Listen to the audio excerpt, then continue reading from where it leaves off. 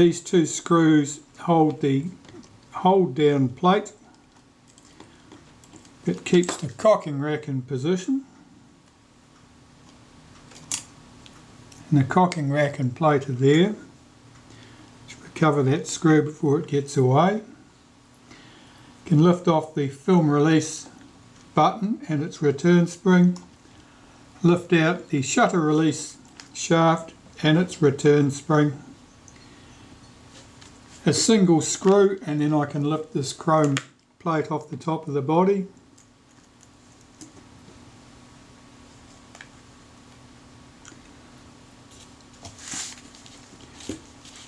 Now this plate has got this red stuff here. It's like paint. Be interesting to see if that all cleans away. That's the top of the camera dealt with, really.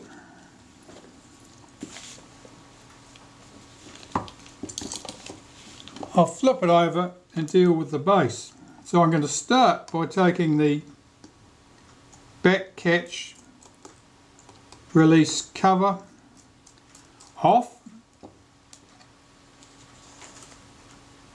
Yes, it does have its spring. The film advance lever. 3 screws. And it's tight.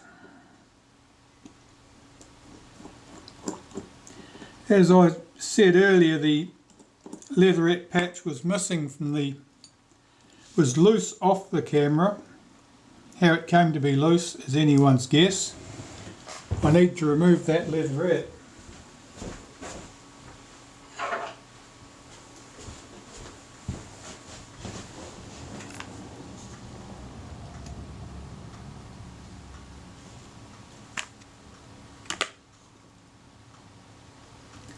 So I can tell by the resistance that the camera has been repaired before. The adhesive is not the original manufacturer's adhesive.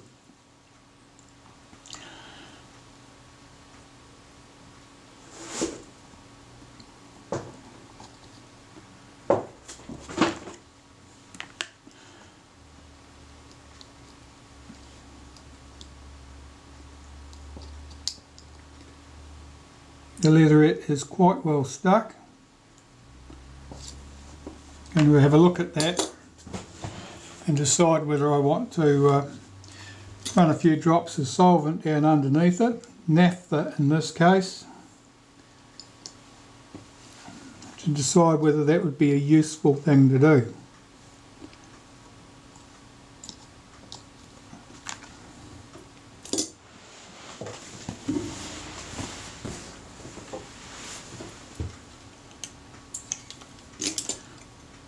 I'll put a few drops of naphtha on my scalpel blade.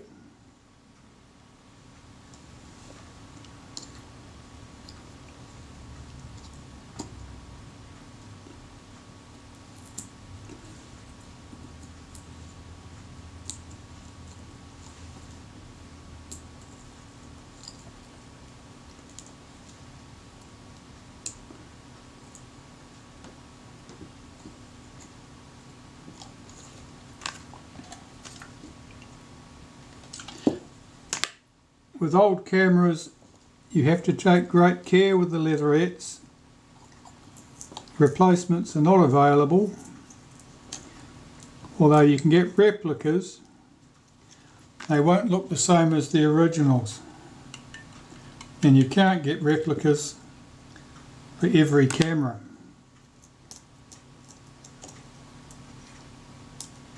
There was someone on eBay selling leatherette sets for a Retina IIIS, and I have used them. They looked okay. Where you don't have a set of original leatherettes, they are a good alternative. But if you want your camera to look original,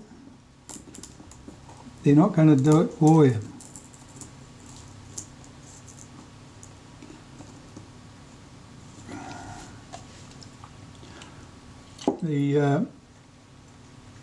adhesive is a bit uneven in its effects here.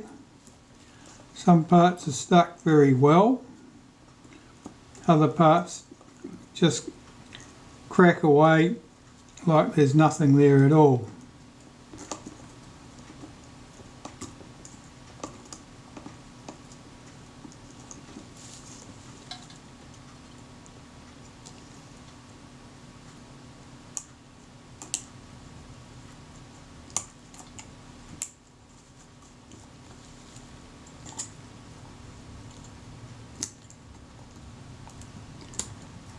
It's stuck particularly well right against the edge of that chrome trim.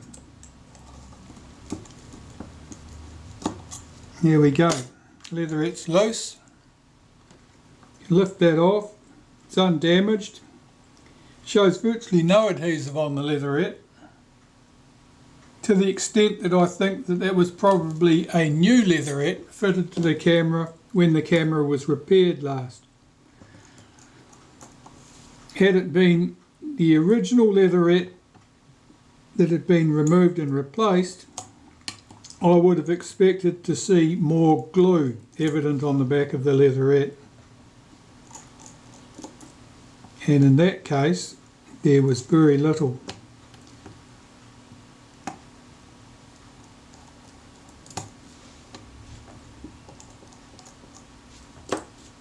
So I'll loosen and remove these screws.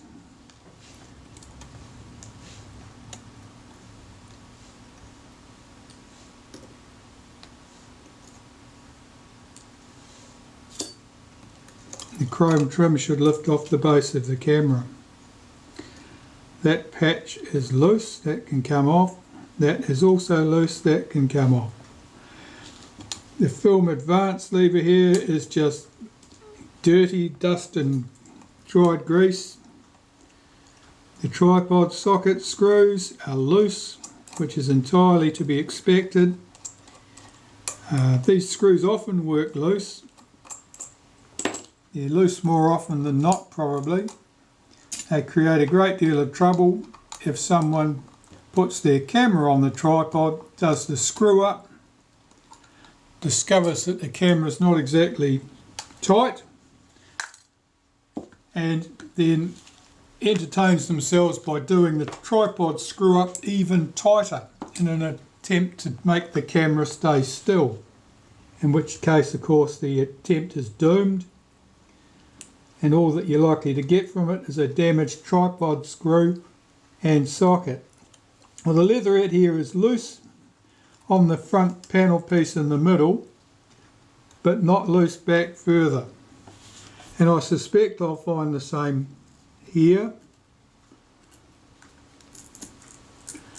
It's stuck down.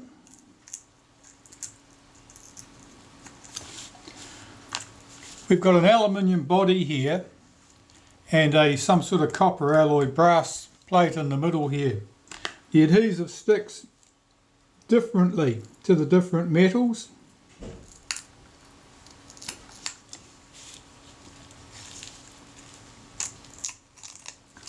Right, back shortly.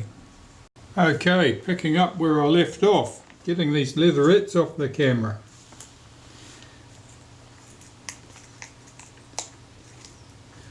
They certainly lifted off the brass plate.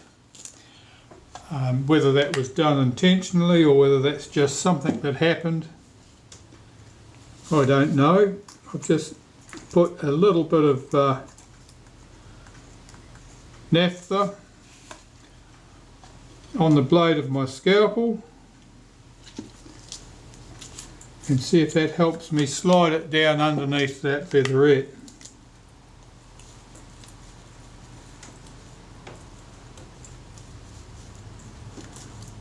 When leatherettes are old, they're often quite brittle. There's a limit to how much levering you can do on them to peel them off the surface.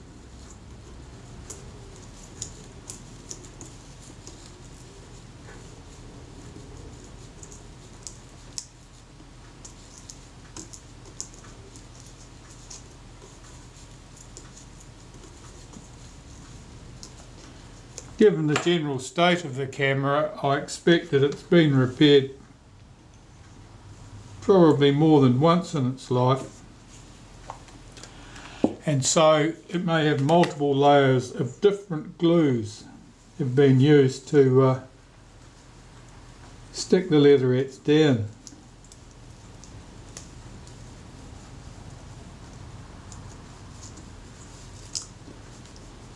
Certainly stubborn, but they do appear to be relatively robust. Just ran a bit of naphtha down there behind that leatherette in the hope that it'll soften that adhesive and allow me to peel it back off a bit further.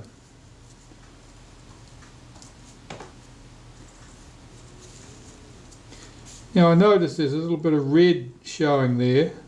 It's loose on the surface. I think that's related to that red paint that was visible at the top of the camera, at the top of that chrome trim.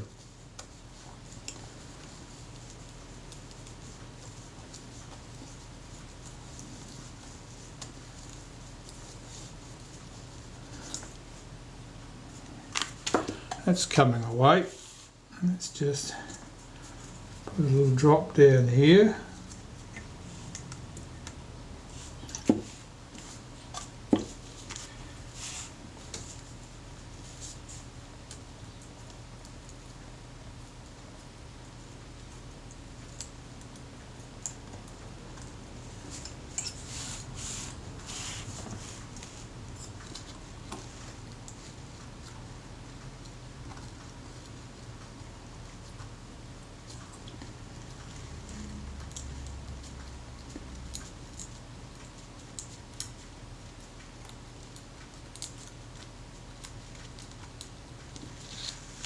Okay, when you get to the edge of the body like this, the leatherettes are often very stiff at that point. They do not want to peel back neatly. They're often very well stuck. And if the leatherette's going to crack, that's a favourite place for that to happen. At the top corner here, that's particularly difficult to move.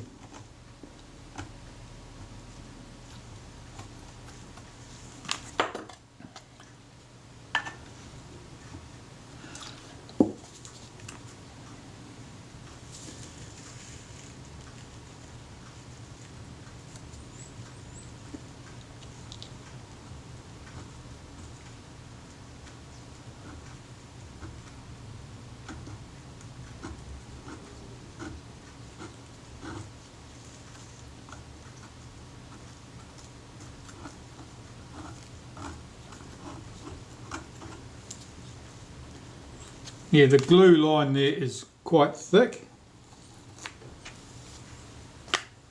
It's certainly well stuck.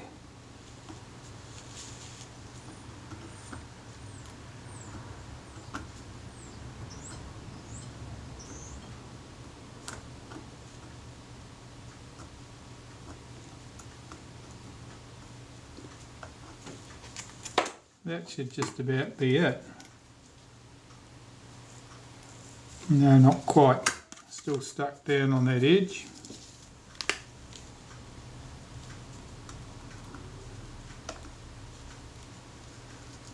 It's off the aluminium body and we're just on that chromed brass trim.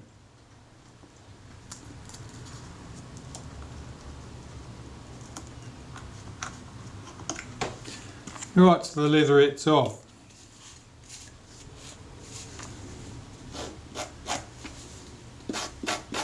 I'll take the opportunity, since the adhesive has been softened by the naphtha, to scrape that excess adhesive off the back of this now.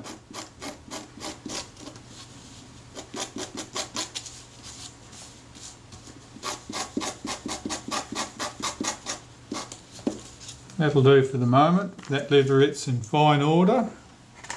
pop that to one side and work on the other end.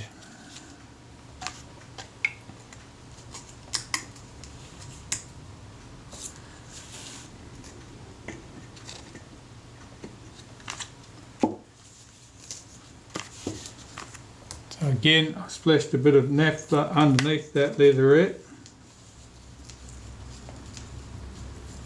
That'll just soak back in underneath the surface of the glue and soften it up.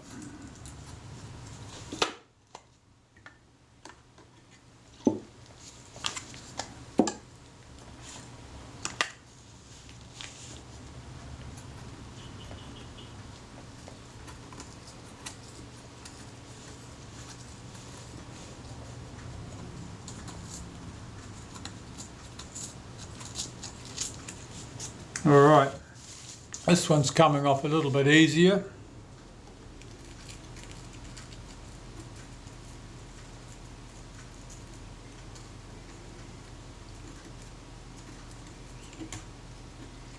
Here I'm just using the scalpel as a lever to pry the leatherette back.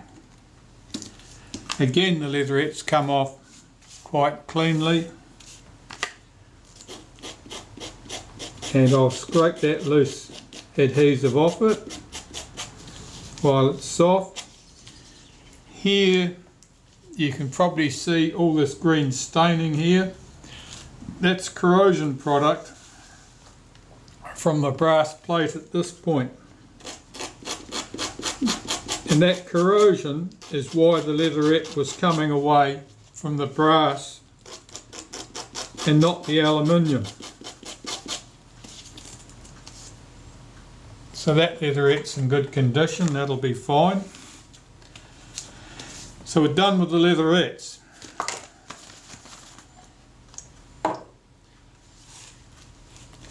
Now I can lift the front of the camera off the body. 4 screws, one in each corner at the front here. Now I immediately see that the screw head here is damaged.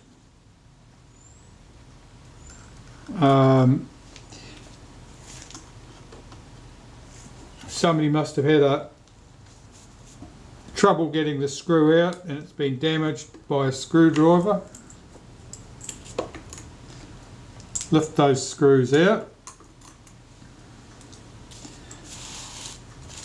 There are 2 screws at the top. One of them is down underneath where that nameplate would be.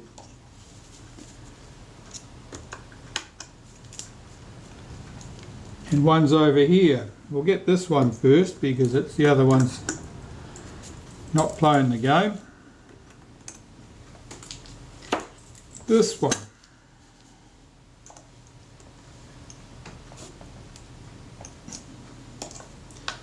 Alright, the screw's coming loose. And I can lift the front off the camera. Pop the body aside for a moment, gather up these stray spacer washers, and here we have the problem. I'll zoom you in.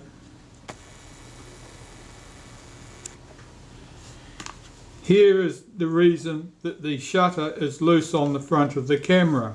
The screw is missing here, here, here and here.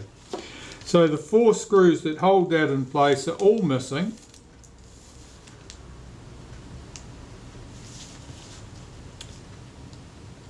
And there's really very little holding this on in place.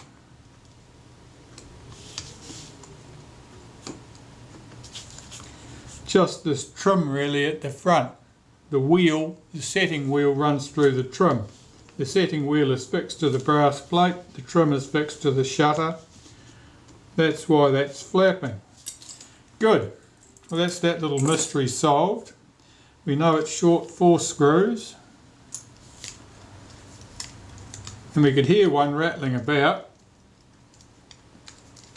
which I can't hear now, so it might be in the body. I'll collect up these washers bring the body into the picture. So these shim washers I need to gather up. There should be 8 or 12 of them. 12 in this case, I'd say at a guess. The earlier cameras only had 8. The later ones would have had 12 in those positions. They're dished sprung washers. They're used to help set the height of the front plate so that the film plane is the correct distance from the lens mount. I'll pull through my meter cord. Oops, have I got it hooked around something? I have. Pulled through the meter cord. Unhook it from the pulley. Lift off the cable drum at the base of the camera. And I can unhook that meter cord. And the meter cord is in good condition and there's no reason that can't be reused.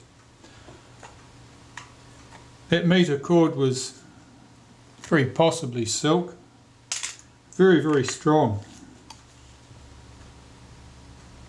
They do get broken, but I suspect that frequently when they've been broken it's because people have managed to force the cord by using improper techniques for repair. So, what can we lift out here?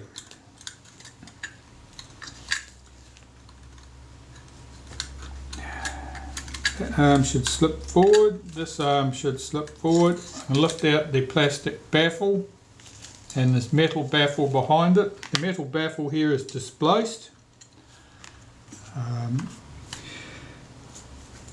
Here is one of the 4 screws that held the back of the shutter into the camera correctly. That's the rattle we could hear. There's another one. So we have 2 of the 4 screws. There's another one, 3 of them. 4. We've got the full set. That was lucky. Right. So there's a return spring here for this arm. That arm does the frame, viewfinder frame setting, I think. It has a return spring.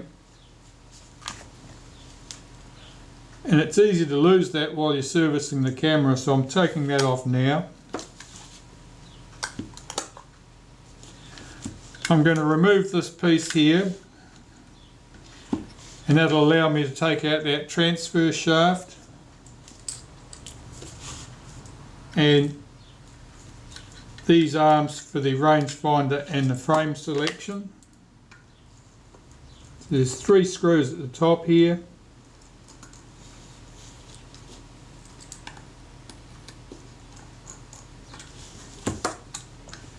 Nickel plated, exactly the same as a lot of the other screws in the camera.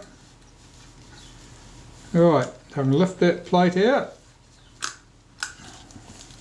I can if I swing everything out, that's better. Lift that plate out, lift it off the top of that arm, that's fine. Here is the arm that does the rangefinder. Here is our transfer shaft that transfers the action from the cocking rack to the shutter. There are 2 fine washers, typically top and bottom of this arm. I've seen one of them so far, the other one may or may not exist. Sometimes there's 2, sometimes there's only 1. I'll check when I reassemble the camera. If there appears to be too much space at that point, I will find another washer. Alright, so those screws can go in there for cleaning.